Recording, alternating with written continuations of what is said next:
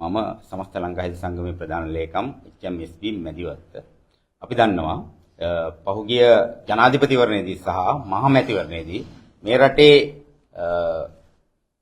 සෞඛ්‍ය සේවකයෝ විදිහට විශේෂයෙන්ම රාජ්‍ය සේවයේ නියැලී ඉන්න රාජ්‍ය සේවකයන්ගෙන් 1,50,000ක් පමණ වෙච්ච සෞඛ්‍ය කාර්ය මණ්ඩලය මේ මැතිවරණ ජයග්‍රහණය කරවීම වෙනුවෙන් තමන්ගේ පැත්තෙන් දෙන්න පුළුවන් ඉහළම දායකත්වය සැපෙවුවා. විශේෂයෙන් ඒ සඳහා වෙච්ච සමුළු පවත්වමින් ඒ සඳහා රොද බැඳගනිමින් මේ පැවති දූෂිත පාලන ක්‍රමය පෙරළලා ජනතාවාදී පාලනයක් මේ රට තුළ ස්ථාපිත කිරීම සඳහා දැවැන්ත ක්‍රියාමාර්ග ගණනාවක් ගත්තා.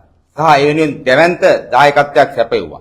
ඒ හරහා ඒ ලැබිච්ච ඒ ගොඩනගපු පාලනය තුලින් මේ වන විට සමස්ත සෞඛ්‍ය සේවාවේ නියැලී සිටින සහෝදර කාර්ය මණ්ඩලයට වගේම අනිකුත් රාජ්‍ය සේවකයන්ටත් මේ රටේ පුරවැසියන්ටත් විශාල සහන විශාල සේවාවන් ගණනාවක් ලැබිලා තිබෙනවා. ලැබෙමින් තිබෙනවා. ඒ නිසා අපි දන්නවා ඉදිරියේදී පළාත් පාලන මැතිවරණය එළඹෙන්න නියමිතයි. එහි විශේෂ අවස්ථාවක් විදිහට අප්‍රේල් මාසයේ 24 25 සහ 28 29 දිනවල තැපැල් ඡන්ද භාවිතා කරන්න නියමිතයි. අපි දන්නවා සෞඛ්‍ය සේවාවේ යම් ප්‍රමාණයක් කාර්ය මණ්ඩල තැපැල් ඡන්ද පාවිච්චි කරනවා. ඒ වගේම රාජ්‍ය සේවයේ විශාල පිරිසක් තැපැල් ඡන්ද පාවිච්චි කරනවා. ඉතින් අපි ඉල්ලා සිටිනවා ඒ තැපැල් ඡන්ද භාවිතයේදීත් ඒ වගේම 6 වෙනිදා ඡන්ද භාවිතා කිරීමේදීත් මේ රටේ පළාත් පාලන ආයතන වල ජයග්‍රහණය වෙනුවෙන් මොකද පළාත් පාලන ආයතන කියන්නේ මේ රටේ සියලු පුරවැසියන්ට සියලු රාජ්‍ය සේවකයන් වගේම සියලු ජනතාවට විශාල සේවාවක් කරන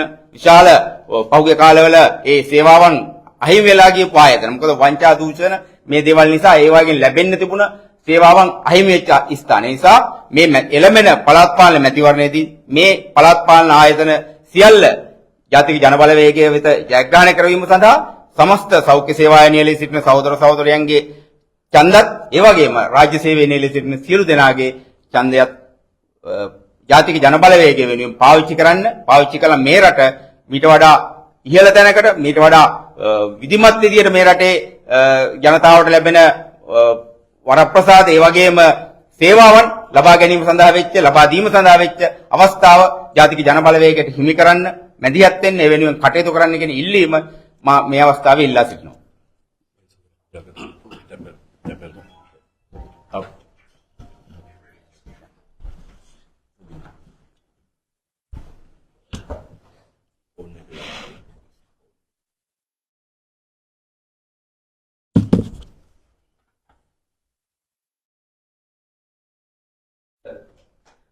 මම ලංකා තැපැල් සේවා සංගමේ සභාපති ජගත් මහින්ද අපි දැක්කා මීට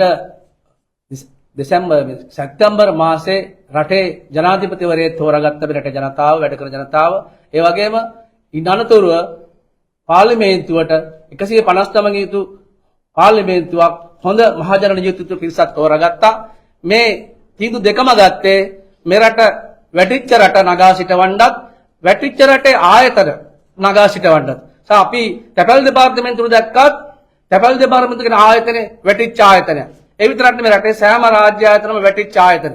මෙන්න මේ වැටිච්ච ආයතන සියල්ල නැවත නගා සිට නැවත ගොඩ ගන්න තමයි රාජ්‍ය සේවකයන්ට මැදිහත් වෙලා ඒ ඡන්ද දෙකේදීම ඒ ජනවරමට දැඩි දායකත්වයක් ලබා දෙමින් ඉහළට ඔසවා තැබුවේ. නිසා අපි දකිනවා ඒ ජනවරම් දෙක තුල මේ ජනවරම කියන්නේ මේ සමස්ත රාජ්‍ය සේවකයන් වැඩ කරන ජනතාවත් බලාපොරොත්තු වෙන්නේ මේ රට ගොඩනගන රටක් හදන රටක්. එහෙනම් හදන රටේ ගොඩනගන රටේ ඒ රාජ්‍ය ආයතන සියල්ල ශක්තිමත් කළ උඩට ගන්න නම් එහෙනම් වැඩ කරන ජනතාව විදියට අපි නැවතත් එහෙම තීන්දුව ගත යුතු තිබෙනවා. නිසා අපි ඉල්ලා සිටිනවා මේ රටේ වැඩ කරන ජනතාව දිනුත් ඒ වගේම 27000 තැපැල් සේවකයන්ට අපි ඉල්ලා සිටිනවා මේ එළඹෙන පළාත් පාලන ඡන්දයේදී ඔබගේ ඒ දායකත්වය ලබා දෙමින් මේ මැතිවරණයේදී සියලු පළාත් පාලන ආයතන ජයග්‍රහණය කර ගැනීමෙන් එම තීන්දුව ලබා දෙන්න කියන ඉල්ලීම කරමින් මා නියුටන් ඔබස්තුති.